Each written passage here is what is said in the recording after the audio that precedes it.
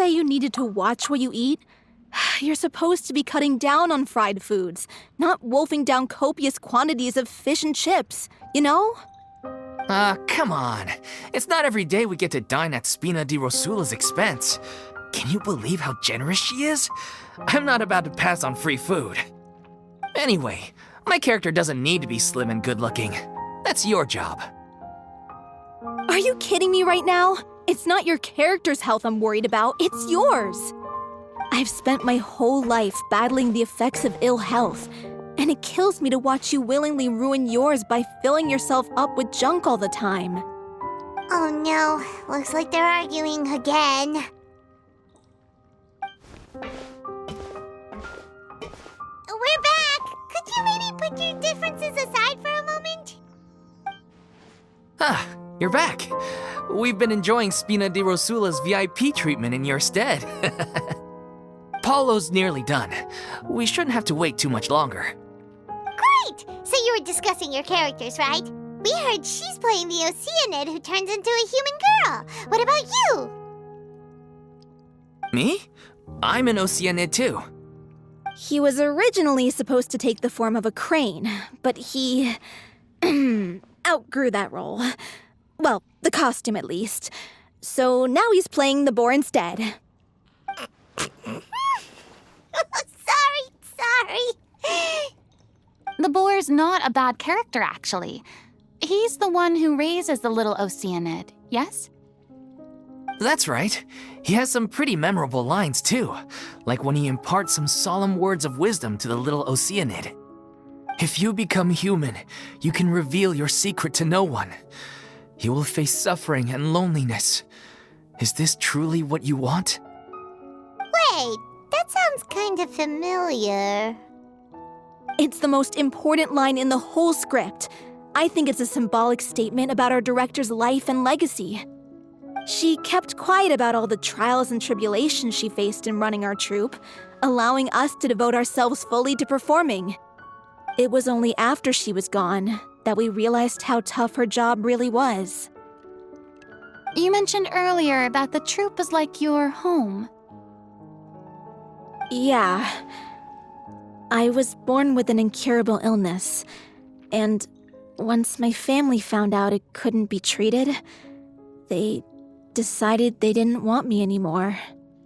I spent some years taking whatever work I could find and trying to manage my illness with various medicines. But whenever I had a bad flare-up, I'd be lying in an alleyway for days at a time. It was like that until the director found me one day. She told me I had a great voice and asked if I was interested in studying singing from her. I said yes. She took me under her wing, taught me to both sing and act, helped me find Mora for my meds, took care of me when my condition decided to flare up.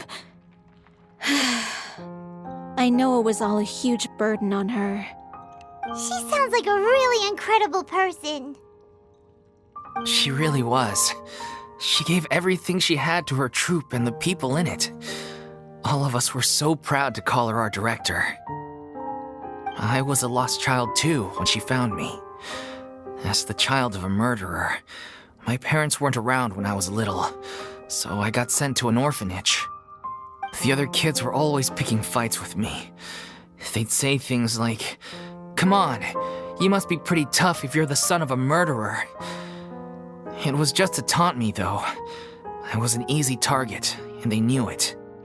One day, I got beaten up so bad that I just couldn't take it anymore, so I ran away. I lost all faith in humanity by that point. Thought the whole world was out to get me. Let me guess. Fortunately, the next person you ran into was the director. Yeah.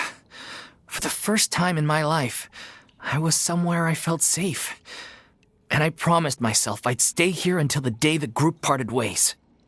The day you hoped would never come. How times change. Oh, you're finally done? Get your butt over here. There's someone I need to introduce you to. This is our new artistic consultant, Miss Farina. Farina? The Farina? Oh my god, how did you manage to wrangle that? Please, the honor is all mine. I was profoundly moved to hear about your troupe and your wonderful director.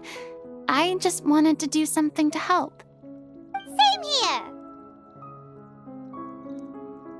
Even so, this is just... Oh, wow. I'm sorry. I'll try to calm down. Now, where was I? Ah, yes, the script, of course. Let me give you a rundown of how the story unfolds in my version of the script. I'm sure you're already familiar with the beginning of the story. A little Oceanid decides she wants to become a human against the wishes of her family. She finds love and friendship in the bustling city. But then, disaster strikes. The people start to notice that all the fresh water in the surrounding area is slowly disappearing. The soil is becoming arid, plants and flowers are withering, and the people begin to panic. The little Oceanid, Cleo, and her lover decide to do something about it and investigate the truth of the matter together.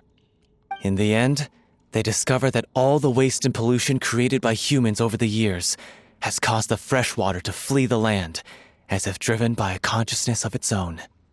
Consciousness? You mean the water is sentient? Water as a conscious entity. There's actually quite a few stories that explore this theme. Since the little Oceanid is a water spirit, she immediately understands how the water is feeling. She then tells her lover about her true identity, as well as the truth behind the crisis. Her lover accepts her for who she is, and works with her to find a way to bring the water back. However, unbeknownst to them, there were some people eavesdropping when she revealed her secret. The little Oceanid is accused of being directly responsible for driving the water away, and faces the greatest dilemma of her life. And then? In the end, she makes the brave decision to sacrifice herself to save her lover, and the rest of humanity. Huh? But didn't they all treat Cleo like a villain? Why would she want to save them after that? Well, she mainly wanted to save her lover, plus everyone who'd stood up for her. Through her love for her human partner, she was able to find an even greater love, one that extended to all of humanity. Surely the biggest strength of Cleo's character. There's actually something else that bothers me. You know the protagonist is supposed to represent the director, right? And she never had the chance to become a hero in our world. If we're serious about dedicating this show to her memory, we should make the ending as true to life as possible. What about if the little Oceanid is hounded to death by people who hate her, her lover makes sure her secret never gets out, and humanity continues down the path to extinction? That sounds like too cruel of an ending to me, and perhaps a little irresponsible to present to the audience. That ending would be a perfect mirror to Director Aurelie's death, both arbitrary and meaningless. On the day when she went missing, Director Aurelie had instructed us all, somewhat out of the blue, to leave the court of Fontaine and wait for her outside the city. We waited and waited at the rendezvous point, but she never came. By the time we returned to the city, she disappeared without a trace. We looked for her. The Gardamex looked for her, but she was nowhere to be found. Increasingly, all the signs seemed to point to her being the latest victim in the serial disappearances case. The director was the kindest soul in the world, yet she was senselessly sacrificed for the sake of a so-called experiment by someone who had nothing to do with her at all. But doesn't the way she suddenly told you to leave the city suggest that maybe she had some sense of what was about to happen? It almost seems as if she was moving you to safety. I've been trying to follow up on that ever since, but all my efforts so far have turned up nothing. Villemont might know something, but he won't open up to me. Villemont? The one who's playing the role of the villain? Yeah. He's been overwhelmed by grief. I think the director's death hit him hardest of all. Grief? Guilt, more like. Also, I have a hard time imagining that anyone took it harder than me. Because Well, speaking of the play being true to life, I was deeply, madly in love with O'Reilly. What? You kept that one quiet. It's time to be upfront with you all. No more keeping secrets from each other. We'll never be able to agree on the ending if we can't be honest about how we feel. I did tell her how I felt once, but she turned me down pretty much straight away. She said that we were all like brothers and sisters to her, and she never considered us as potential romantic partners. Not that it came as a shock or anything. It was what I was expecting to hear. So I told her I'd always be there for the troupe, and I'd always be there for her. I said, maybe one day in the future, when everyone's settled into their own lives and on the up and up, and managing the troupe no longer required her constant attention, well, maybe then she could reconsider what she really wanted in her life. And now, that day will never come. Oh, Paulo. So if I'm the one writing this ending, then I'm gonna make sure it does right by O'Reilly. I won't let anyone get in the way of that. In that case, you have to straighten things out with Vilmont once and for all, face to face. We've all had our differences of opinion over the ending, but those two have never seen eye to eye on anything.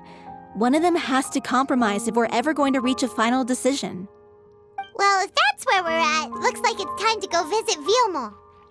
Are you ready to face the truth? Honestly, I'm slightly terrified.